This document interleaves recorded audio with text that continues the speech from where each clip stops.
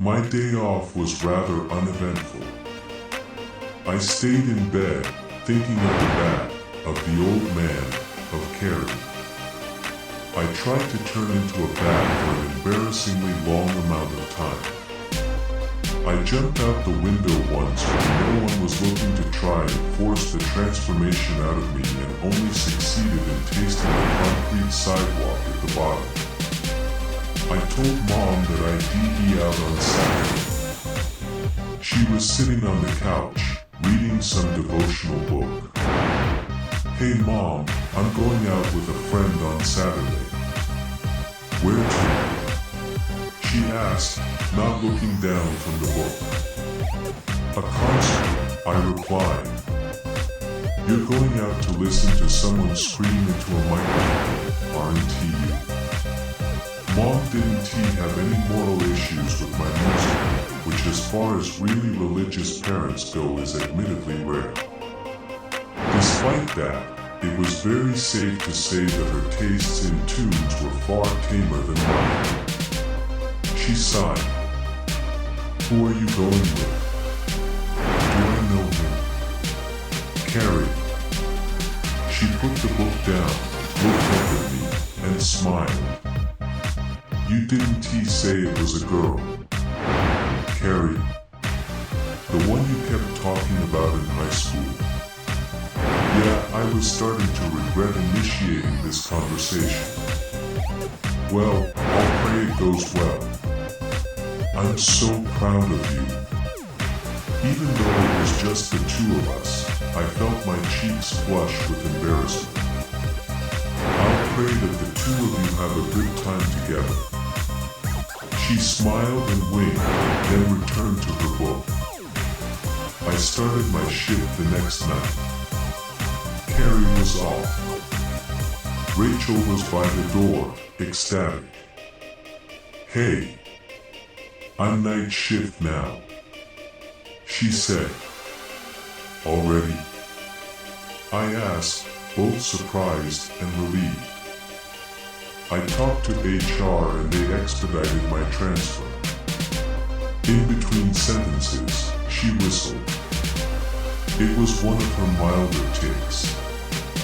"Courtesy clerk needed to the front for customer assistance," said the voice over the loudspeaker.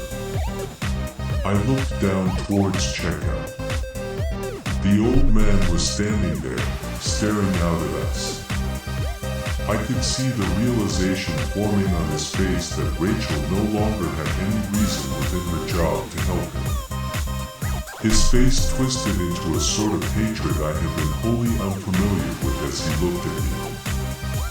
I felt my full body shudder as I remembered that night, of what he was and is capable of.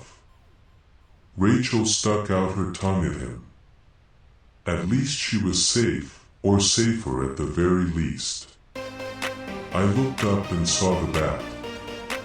It was hanging from the struts on the ceiling. It wasn't looking at me this time. Instead, its attention seemed to be focused on the old man. The old man must have noticed, because he looked up at it, and I swear that bat shook a little. It flew off somewhere deeper into the store. I clocked in for my shift.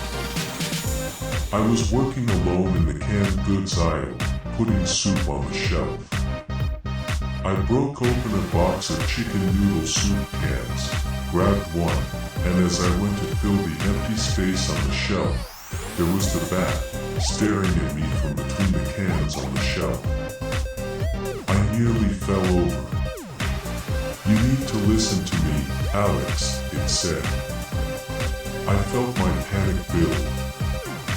"Who are you?" "A friend." It twitched its nose. "You can't be a vampire and live a normal life too. You're a danger to everyone. You need to leave." "I know, no, I'm not leaving. I can handle this." My fear turned to indignation.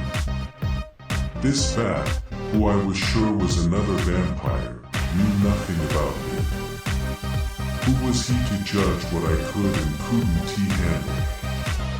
You've fallen for that girl, Hayden T.U.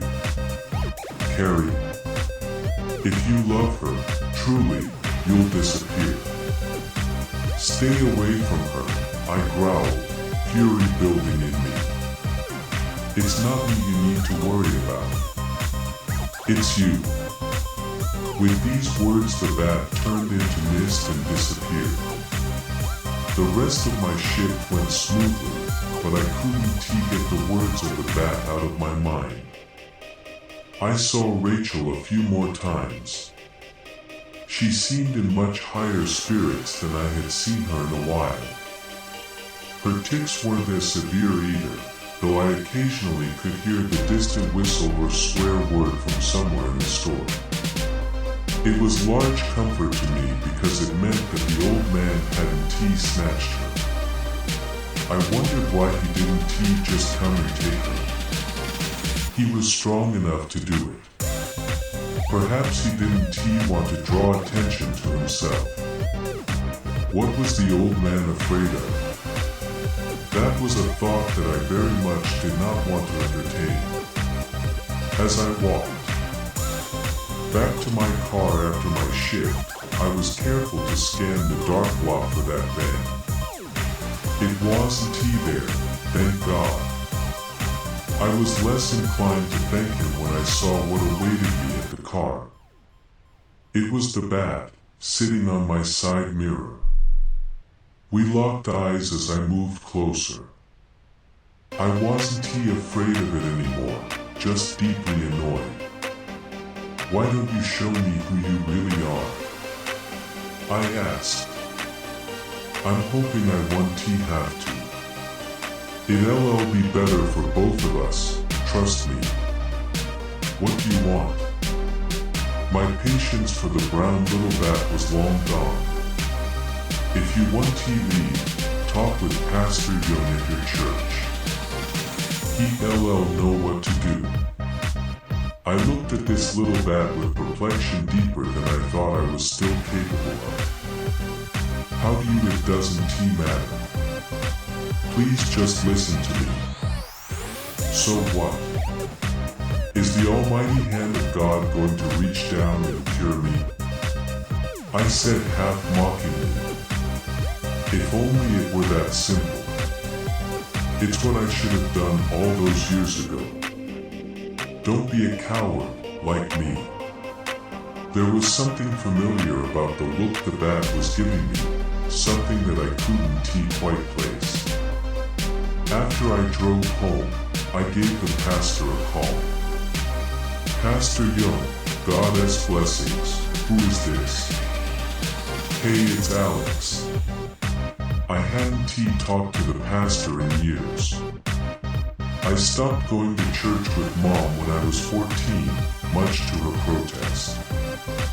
The idea that I'd ever go back for any reason was an impossibility, until today.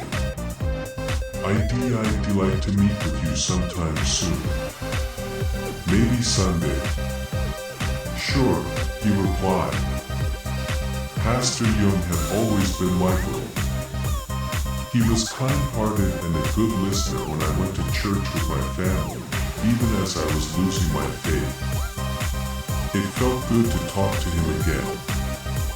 I have on opening after the 10:30 service. We can talk then. Actually, this might sound weird. Can we meet while the sun is down?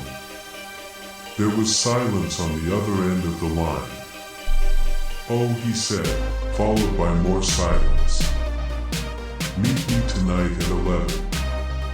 Come alone. Actually, I was still hoping to meet on Sunday. I have plans today. I'd much rather we meet tonight, but if you insist. Where are you going, out of curiosity? A concert. Not sure where. A friend is taking me. Right. While I hope you have fun. There was something decidedly different in his voice, like I was meeting a different side of the man I once knew. I brushed it off. The bat said that I needed to talk to him. I had no trust for the bat, but I respected the pastor, even if I couldn't bring myself to see his God with the same reverence that he did. I also got a call this morning from management. It was Bill, much to my disgust. Hey, do you know where that little friend of yours with the acne went? Nice to talk to you too, Bill. Is Greg late today? That's not so unusual, is it? Well, he didn't clock out yesterday, and I didn't see him after he helped that old geezer you guys keep making such a fuss over. My heart dropped. He probably just went home and slept in. Kids like him just don't want to work these days. I had no remarks or comebacks to Bill this time. Yeah, I guess so, I said, my mind so distant that I didn't even really understand the words that came out of my mouth. Bill said something else I couldn't make out as I hung up the phone and stared from a distance at the light that seeped through the bedroom window. The concert is tonight. My meeting is with the pastor is tomorrow. Greg is missing.